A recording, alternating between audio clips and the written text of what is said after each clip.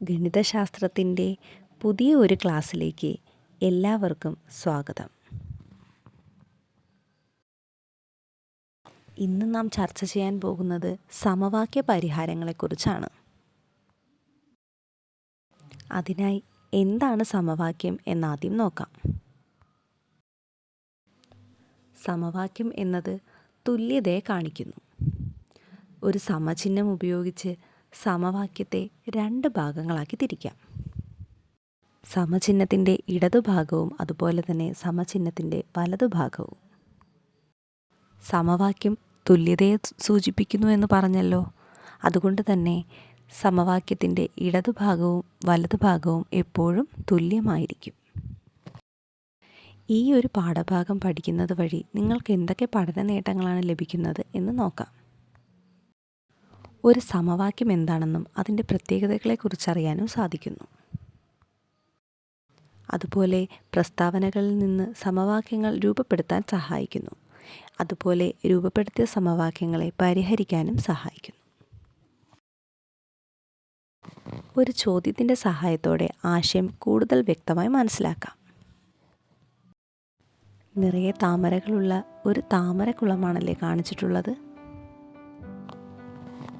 ഈ കുളത്തിലേക്ക് കുറച്ചധികം ദേശാടന കിളികൾ പറന്നെത്തുകയാണ്. അവരുടെ ക്ഷീണം അകറ്റുന്നതിനായി ഓരോരുത്തരായി ഓരോ താമരയിൽ ഇരിക്കുന്നു. പക്ഷെ എന്തുപറ്റി, ഒരു കിളി മാത്രം അവിടെ പറന്നു നടക്കുന്നു?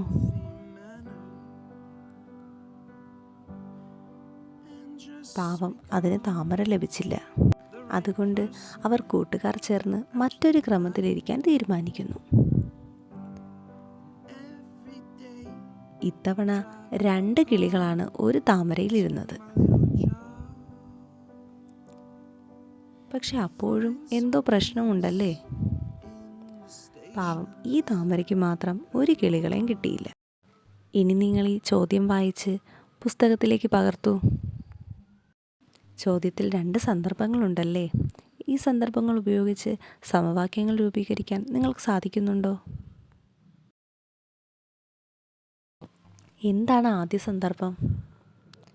താമരകളുടെ എണ്ണത്തിനേക്കാൾ 1 കൂടുതലാണല്ലേ കിളികളുടെ എണ്ണം. ഇതുപയോഗിച്ച് എങ്ങനെ ഒരു സമവാക്യം രൂപീകരിക്കാം? അതായത് കിളികളുടെ എണ്ണം താമരകളുടെ എണ്ണത്തിനോട് 1 കൂട്ടുന്നതിന് തുല്യമായിരിക്കും. എന്തായിരുന്നു രണ്ടാമത്തെ സന്ദർഭം? സന്ദർഭം വിശകലനം ചെയ്ത് നിങ്ങൾ തന്നെ സമവാക്യമുണ്ടാക്കാൻ ശ്രമിച്ചു നോക്കൂ. ഇപ്പോൾ എന്ത് ലഭിച്ചു? കിളികളുടെ എണ്ണം സമം 2 ഇൻറ്റു താമരകളുടെ എണ്ണം -1. ഇനി കിളികളുടെ എണ്ണത്തിന് x എന്നും താമരകളുടെ എണ്ണത്തിന് y എന്നും നൽകാം. ഇപ്പോൾ ആദ്യ സമവാക്യം എങ്ങനെ മാറി? x = y+1 എന്നായല്ലേ. അങ്ങനെയെങ്കിൽ രണ്ടാമത്തെ സമവാക്യമോ? x = 2 into y - 1. ഇനി ഈ 2 സമവാക്യങ്ങൾ വിശകലനം ചെയ്ത് എക്സിൻ്റെയും വൈയുടെയും വില കണ്ടെത്താം. ഈ 2 സമവാക്യങ്ങളും നോക്കൂ. സമവാക്യങ്ങളുടെ ഇടതുവശങ്ങൾ രണ്ടും x ആണല്ലേ. അതായത് ഇടതുവശങ്ങൾ തുല്യമാണ്. ഇടതുവശങ്ങൾ തുല്യമാണെങ്കിൽ വലതുവശങ്ങളും തുല്യമായിരിക്കുമല്ലോ. അങ്ങനെയെങ്കിൽ എങ്ങനെ എഴുതാം?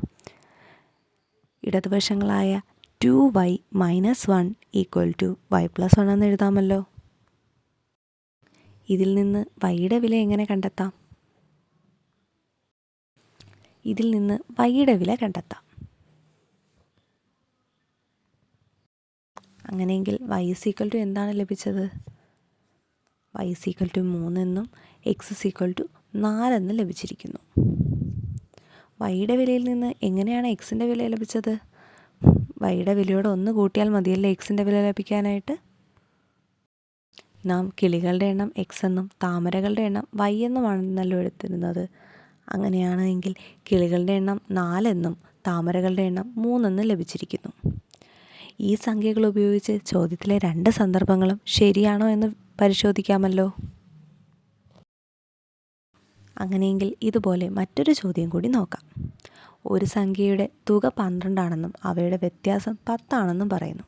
അങ്ങനെയെങ്കിൽ ആ 2 സംഖ്യകൾ കണ്ടെത്തുക എന്നതാണ് നമ്മുടെ ചോദ്യം.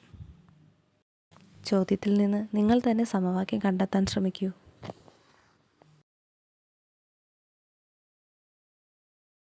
എന്തൊക്കെയാണ് കിട്ടിയ സമവാക്യങ്ങൾ? X plus y is equal to 12, അതുപോലെ തന്നെ x minus y is equal to 10. ഇനി ഈ 2 സമവാക്യങ്ങൾ ഉപയോഗിച്ച് എക്സിൻ്റെയും വൈയുടെയും, അതായത് സംഖ്യകൾ രണ്ടും കണ്ടെത്താൻ ശ്രമിച്ചു നോക്കൂ.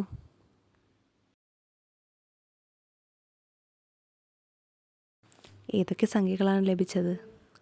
11ഉം 1ഉമല്ലേ? അതായത് എക്സിൻ്റെ വില 11 വൈയുടെ വില 1 എന്നാണല്ലേ ലഭിച്ചത്. ഇതുപോലെ ഒരു ചോദ്യം കൂടിയുണ്ട്, പക്ഷേ ഇത് നിങ്ങൾ തനിയെ ചെയ്ത് നോക്കണം കേട്ടോ. ഇതിൻ്റെ ഉത്തരം ശരിയാണോ എന്ന് പരിശോധിക്കുന്നതിനായി നിങ്ങൾ താഴെ തന്നിരിക്കുന്ന ലിങ്കിൽ പരിശോധിച്ചാൽ മതിയാകും. ആശയം കൂടുതൽ വ്യക്തമാക്കുന്നതിനായി നിങ്ങൾ ഇതുപോലെയുള്ള ചോദ്യങ്ങൾ കൂടുതൽ ചെയ്ത് നോക്കണം കേട്ടോ. അപ്പോൾ നമ്മൾ ഇന്ന് എന്തൊക്കെയാണ് പഠിച്ചത്? എന്താണ് സമവാക്യമെന്ന് പഠിച്ചു. ഒരു പ്രസ്താവനയിൽ നിന്ന് എങ്ങനെ സമവാക്യം രൂപീകരിക്കാമെന്ന് പഠിച്ചു. അതുപോലെ തന്നെ സമവാക്യങ്ങൾ എങ്ങനെ പരിഹരിക്കാമെന്നും പഠിച്ചു. ഇന്ന് നാം പഠിച്ച കാര്യങ്ങൾ നിങ്ങൾക്ക് മനസ്സിലായി എന്നും നിങ്ങൾക്ക് ഉപയോഗപ്രദമായി എന്നും വിശ്വസിക്കുന്നു. Okay, thank you.